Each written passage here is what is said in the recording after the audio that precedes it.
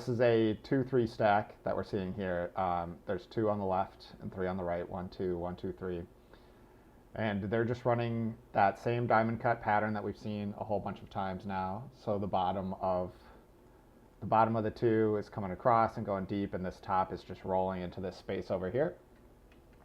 And you can see that the top doesn't really make a move. You can see the top defender is over here. He's playing over the top. He's giving that deep help. So this person's not really guarded. You don't have to make a juke. You don't have to make a move. You can just take the space that's free to you, and you can see how this person just really easily just fills that space and has a lot of, and is open.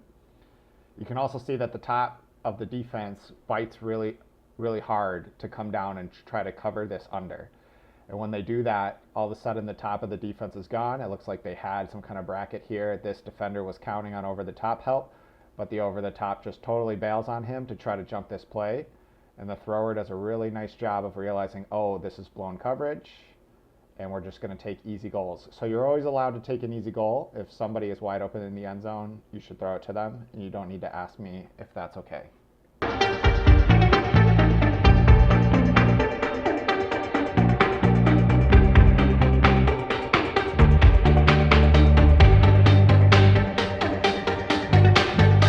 We've got a 2-3 here. So this is going to be the 2, 1, 2 on the left, and we got 3 on the right, 1, 2, 3.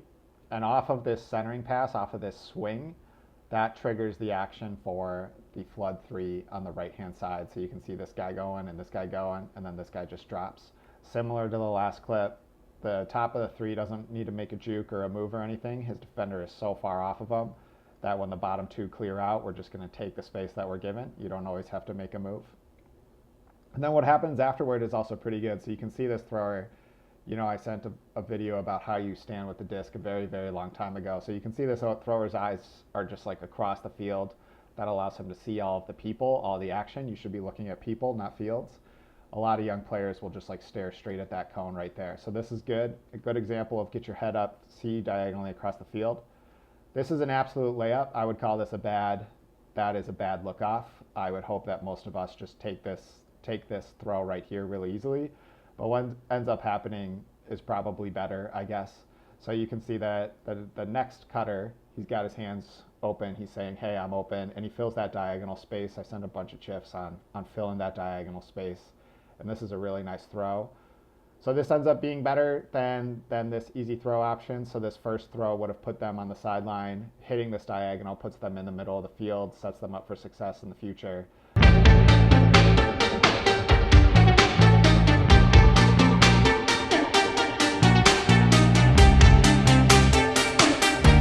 Really quick clip. There's 2 on the left and 2 on the right, and they're running a diamond cut through the 2 on the left. So you can see this bottom person here sweeps across, and then the top person's going to fill down for the underspace. So step there, and he'll drive deep, and then this person's just filling the space there for the first initial open under.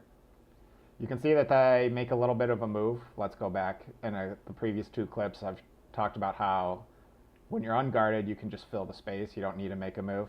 Here, this defender comes down. He's in press coverage. He's right on that guy. So you see a little jab step here, a little jump and jab. Got to do something to create a little space, and that does a really good job. This is a good outcome right here. We've got a thrower. We've got a cutter on top of them. They don't get a whole lot out of this. This is defended pretty well on the under, but this is the goal of the play, is to get a thrower with somebody on top of them and lots of space.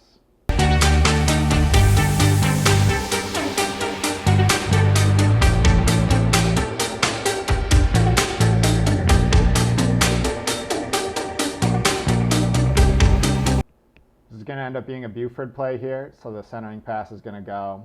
And so Buford is when we run the handler on an upline, and that creates space for a side cutter to drop in. So this is the handler that's going to run this upline, and this guy's going to drop in. And there's a nice continue off of the Buford. So Buford's great because it sets you up for something next. So here's your handler driving into that upline space. That clears out this sagging defender. Notice how this defender kind of came to a stop. This defender kind of came to a stop. They're going to try to set up some sag to prevent like downfield. They're trying to load the box. They're trying to make it hard to get these 2 people to be able to initiate the offense. So running Buford allows you to attack an edge instead of a middle. So we run this up line, we throw it here, and now the continue is really, really good. So this guy, this defender is on top of the cutter. He's afraid of getting beat deep. He's trying to cover that deep space. So this cutter does a really good job of like, okay, I'll just threaten it with a really powerful stat. I'll show them what they're afraid of, get them to turn their hips and be scared, and then I'm just going to collect the under. So that's it's a really good Buford at the beginning here. Really nice up line to drop. But what's great about it is that they get the next throw off. And this cutter realizing, oh, they're way on top of me. They're trying to stop me from making that deep move. I'm just going to stop, sit in space, collect this under from a good thrower. And then you can see here, now we have a thrower with a cutter on top of them in space. There's this deep defender over here, which is why I think this gets holstered, but they're setting themselves up for success, right? One throw led to the next, and now we've got a thrower with a cutter in the middle of the field and lots of space.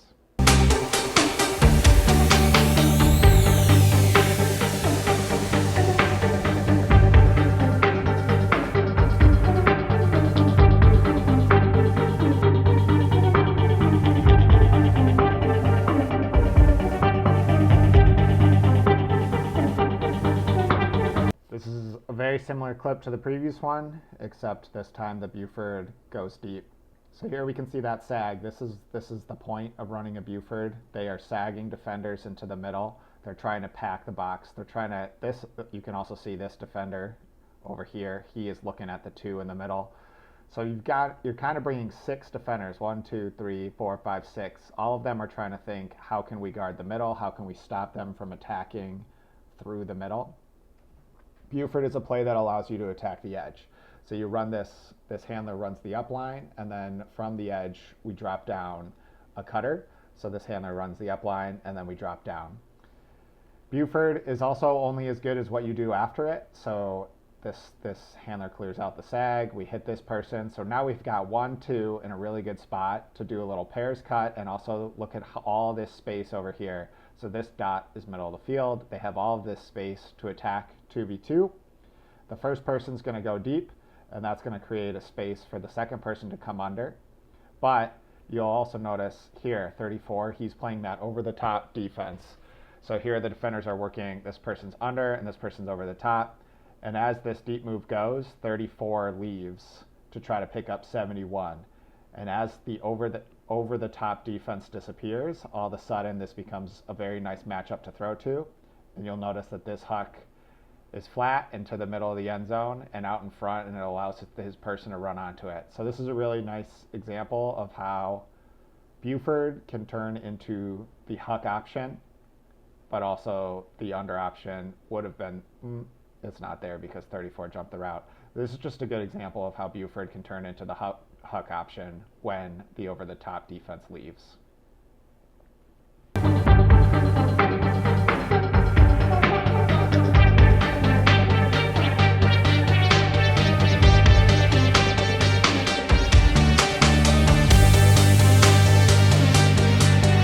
This is a really nice clip. We got 2 on the right and 3 on the left. This is a flood 3. So the top of the 3 just showed up on the screen right there. So when you look at this screen before the play starts, you can't see the top of the 3, but these 2 are flooding across, and this person's going to drop down.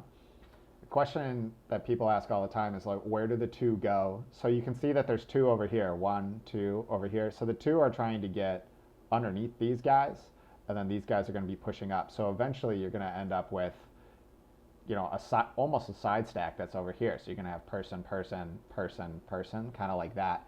So you start from this 2-3 position, and then it slowly transitions. We're just going to send everybody over here except for one person, and then we're going to cascade all from right to left down the field. And this is really good. Well, this is not what I just said, but here they're going to let 11 just take this space. As this flood is uncontested, 11's going to push out into space, and now this is the goal of almost every single play, is to get a thrower with one person alone in space, and all of the defenders and everybody else is underneath. And that allows you to just take shots at the end zone and score quickly.